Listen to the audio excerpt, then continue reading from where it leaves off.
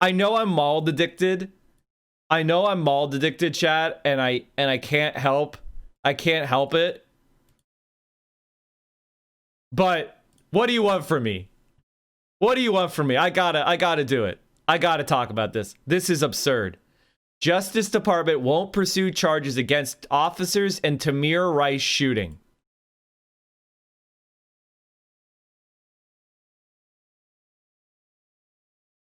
The kid reaching, pulling.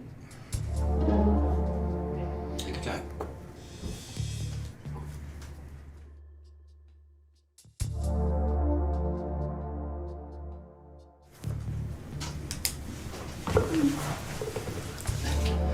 I didn't know it was a kid. But first you see him, the male matching description, but then you see the gun, and then now he's, walking away, and now, he's presenting the gun, he's pulling out his waistband, so your levels were getting higher and higher and higher, and the threat just became incredible, where, I had to, make the decision fast because Frank and I were in immediate danger. He's talking to the kid's looking at him, not saying much. Is he saying? Total fucking lie. Outright lie. They rolled up and shot that kid after 2 seconds.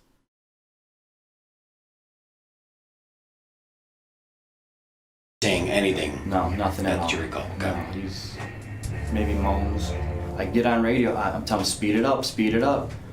Yeah, I can see this kid's eyes rolling in the back of his head. He's barely breathing.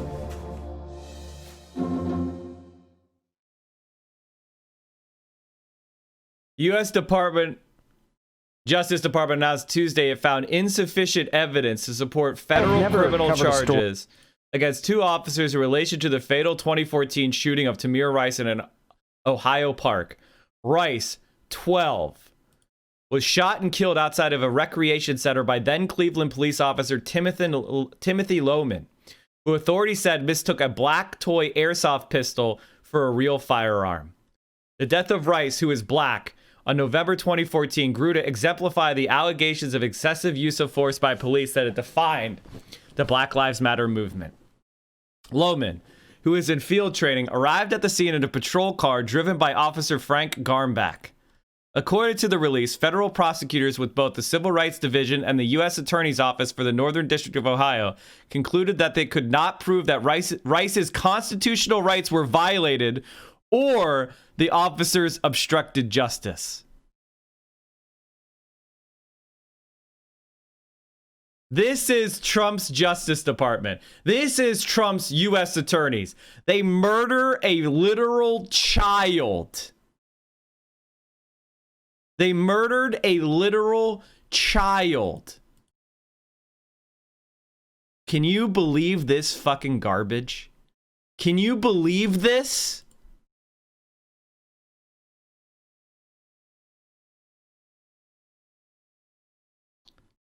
And quote, an officer is permitted to use deadly force where he reasonably believes that the suspect posed an imminent threat of serious physical harm either to the officer or to others. They're saying that a 12-year-old boy playing in a park, sitting at a picnic bench, at a picnic table, alone, with a toy gun, it's reasonable to think he poses an imminent threat? Literally, that means any child with a toy gun can be gunned down by a police officer at any time. And it gets even worse. It gets even worse. Prosecutors said that because the officers stated that Lohman thought Rice was going for a gun, the Justice Department would have to prove that 1, Tamir was not reaching for his gun, and 2, that Officer Lohman did not perceive that Tamir was reaching for his gun, despite his consistent statements to the contrary. The attorney for Tamir's Rice family, Jonathan Abbey, told CNN that he has spoken with Rice's mother, Samaria, and she is beside herself with grief and disappointment. This case involves a totally unjustified shooting of a 12-year-old child, he said. This is part of a problem that we've been living with as a society for as long as anyone can remember, that the unjustified use of excessive force by police officers against people of color. And the idea that people would not be held accountable for this is even more upsetting. The prosecutors looked at video evidence from the incident as well as officer statements, witness interviews, and statements from experts. Yeah, I wonder what experts they picked. America is a fucking shithole. America is a goddamn shithole. An absolute pathetic shithole. It's disgusting. It is absolutely fucking disgusting.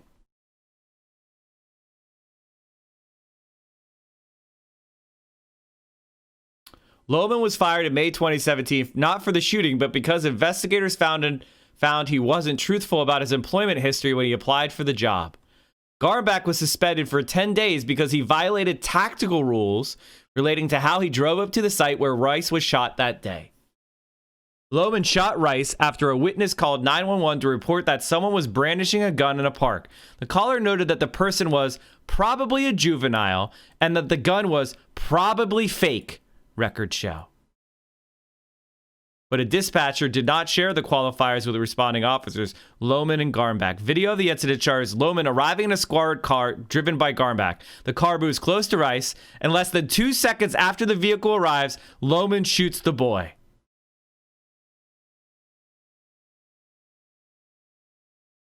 Lohman and Garnback said in written statements dated November 2015 that they thought Rice was pulling out a real gun from his waistband.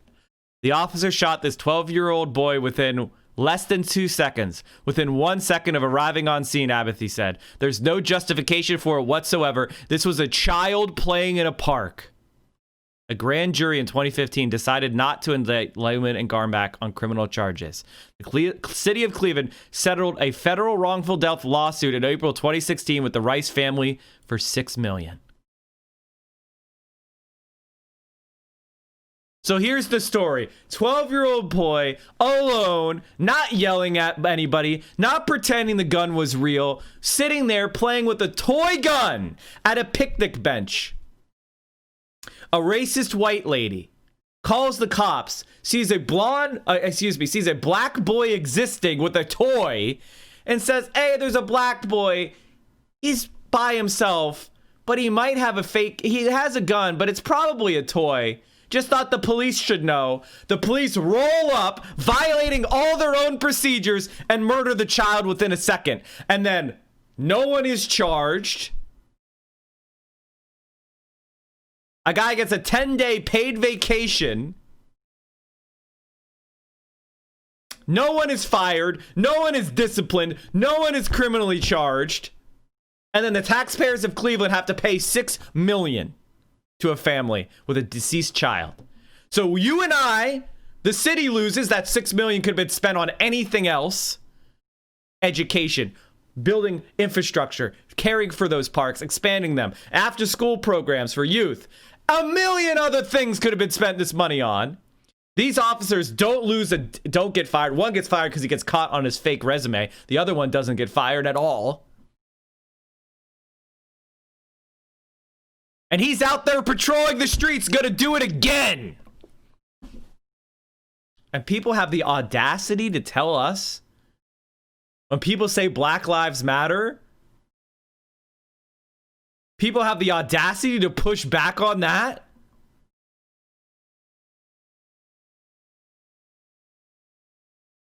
I'm confused by all your takes. Are cops supposed to be dead at the end of their shifts? You all want to pay them nothing, heavily monitor them, and put them in prison if they make a mistake. Sounds pretty impossible for them. Hey, ain't yo pappy, you dumb fuck. And yes, you are stupid. You know how they do things in other countries, you dumb coward? You piss baby? I want to show you something, just for you. Because apparently there's a bunch of dumb fucks in the chat.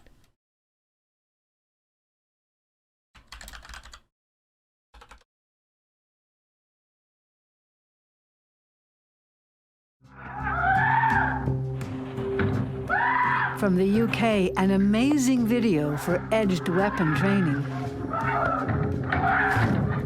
London police engage with a distraught man wielding not scissors or a knife, but a machete, all captured on a smartphone from across the street. His ability to move is not completely obstructed by either the officers or by the vehicles, but he is more or less surrounded. You'd see the man pacing around on the street or moving forwards and backwards, side to side, front and back, each of them trying to continue to verbally de-escalate the situation over a period of time. You could probably say they've contained him without restraining him. And they keep this situation going backwards and forwards for some minutes whilst other officers are bringing what we would call public order shields to the location. And in a coordinated movement, they move towards him so that there's no way he's going to be able to use that weapon or go anywhere else. He's then placed on the ground with the use of the shields, the weapon's taken from him, and then he's stood up and handcuffed and detained. The incident ends with a man taken to hospital. Do you think that man would have survived in North America? No. No, he wouldn't have. He was arrested and taken to hospital.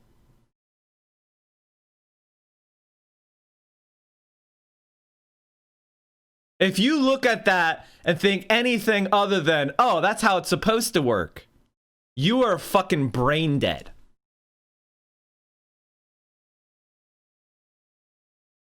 Survived. Wouldn't have survived a couple of minutes, probably. So what's to be learned from that? Well, it is doable without firing your firearm. And we could go more into this if you want, but in other countries that are, developed and not third world countries like America, a pathetic failed state that's an embarrassment to the world,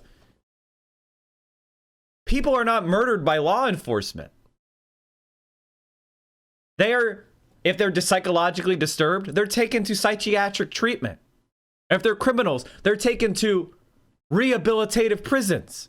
America is a totally failed state, and it's failed because of people like you who are pathetic losers, because you're so frightened. You're so scared. And yes, those guys who rolled up on a 12-year-old with a toy gun and pissed their pants and shot him are cowards. And they admit to being cowards as they cry and bawl in front of the interrogators about how scared they were from the 12-year-old boy with a toy gun. What word do you have but coward? That's the only word that fits to me.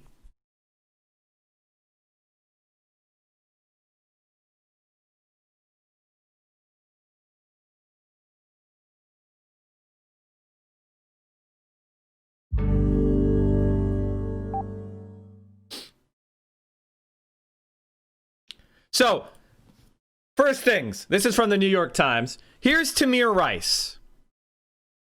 He is sitting alone at a gazebo, at a park table, a picnic table. No one is being threatened. No one is being intimidated. No one is being fooled into thinking he has a gun. It's broad daylight.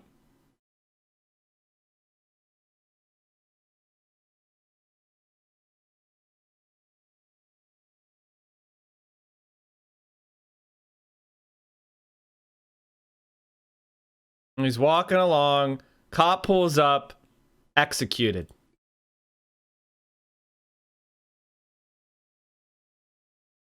Four minutes later, Tamir Rice first receives assistance from an FBI agent in the neighborhood. The cops shot the boy and they did not render aid. They found out it was a toy gun, and did they render aid? No, no, no, no. They let that little boy bleed to death.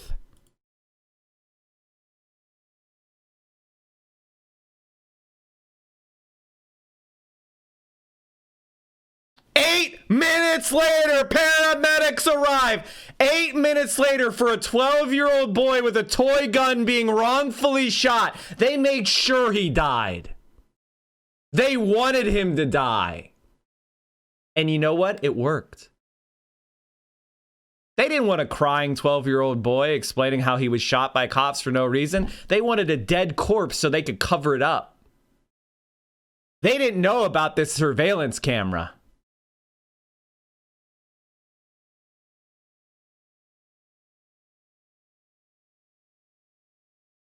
"13 minutes later, he's taken away on the stretcher."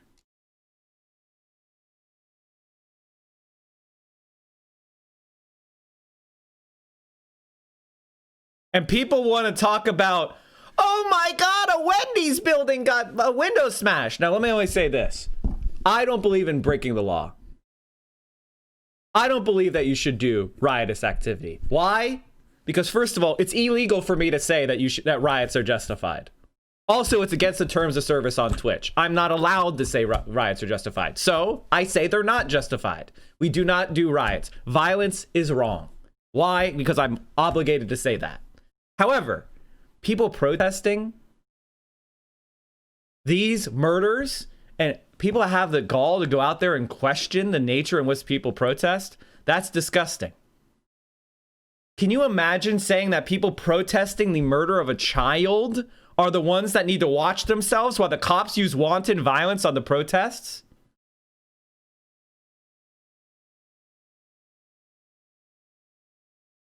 And then we have the MLK quote. Rewind. Now what I'm saying is this. Okay, this is not the one. This is not the one. Because it's some fucking 60 minutes bullshit.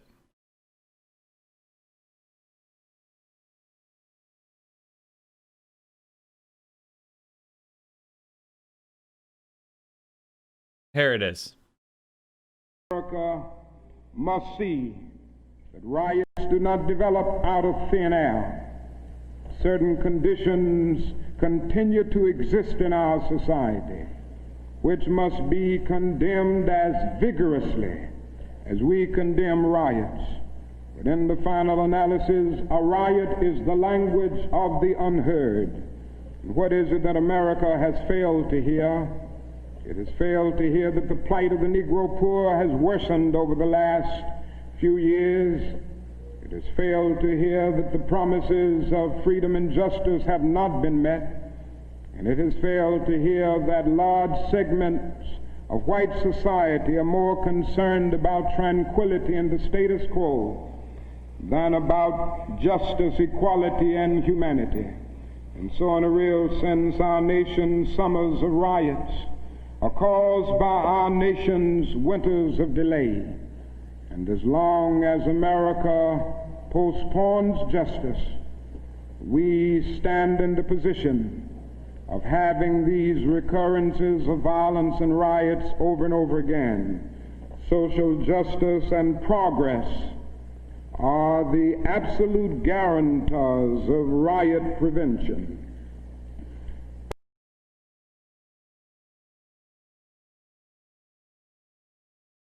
And, you know, with the Tamir Rice thing, I'm so disgusted about this. If you're murdered by the state, your civil rights have been violated. There was no justification whatsoever for that shooting. None. And what I want you to understand is how much they hate black people.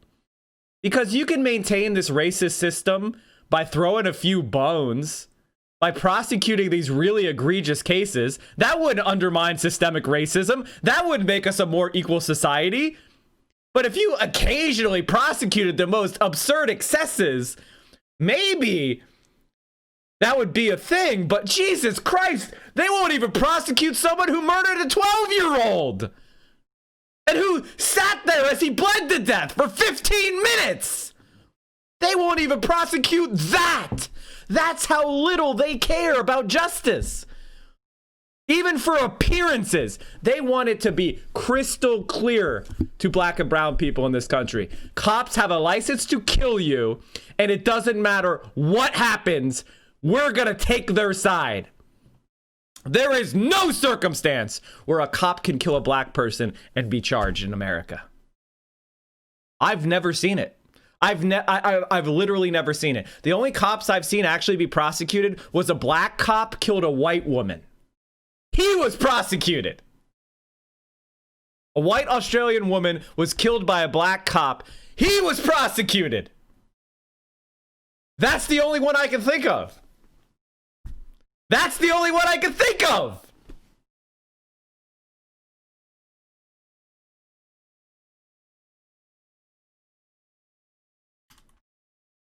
I don't know what it's going to take, because there's a lot of conservatives out there.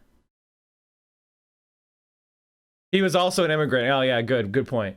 What about the white lady cop who killed that black guy at his apartment? She wasn't even prosecuted. Like, they've been trying to get her off.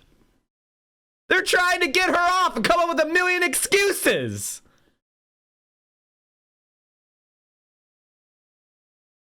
Literally, go look at Republican talking points about that case of the woman who went into a black man's apartment and shot him in his apartment by mistake. They're trying to get her off. Don't forget that the only cops that get fired and blacklisted are those that call out the crimes their fellow officers commit. Exactly. The single best way to get fired by a cop, report misconduct of another cop. That's the surest way to get fired as a cop.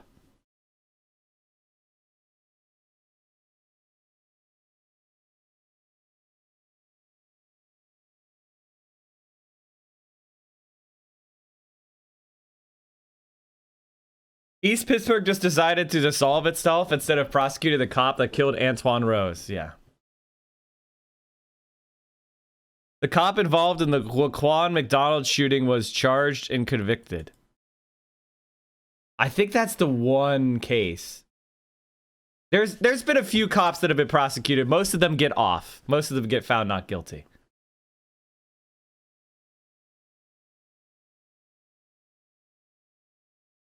Wait, she got 10 years? Okay. Amber Geiger, ex-officer who killed a man in his apartment, given 10 years in prison. Oh, thank God. When did this happen? Okay, that was last year. You're right. Geiger fatally shot 26-year-old Botham Jean, an accountant from the Caribbean island of St. Lucia, who was watching television and eating a bowl of ice cream last year when Geiger fired 2 shots, striking him once in the chest.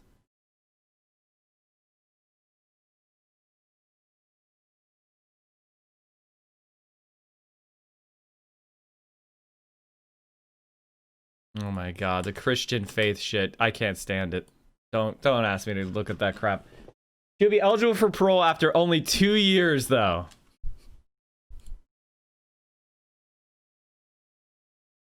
Fucking disgusting. Fucking disgusting. Stats on police misconduct going back to the 80s. If you report police misconduct, you have a 1 in 13 chance of it being upheld as misconduct. Even then, common disciplinary consequences are counseling or retraining. And even then, discipline can be reversed by arbitrators as per the union contract. Virtually zero accountability. In the 80s, up to 20% of complaints against police officers in California were sustained. That proportion has steadily fallen since then. By this decade, only 7 to 9% of complaints have been sustained. That's in California. Can you imagine what it's like in Arkansas? Can you imagine what it's like in Mississippi? Or Florida? Can you imagine, chat? Police should not be allowed to have a union. Doctors can't. Why should police? I mean, there's the American Medical Association, and it basically operates the same way.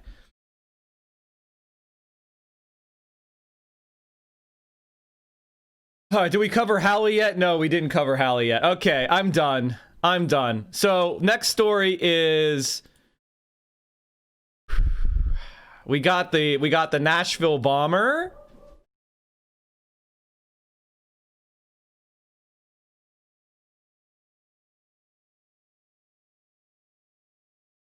By the way, the Senate will be back in session at 3 p.m. chat.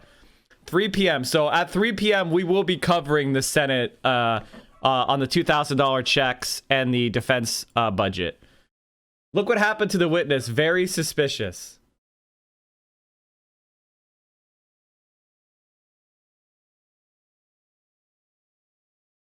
through the dedicated work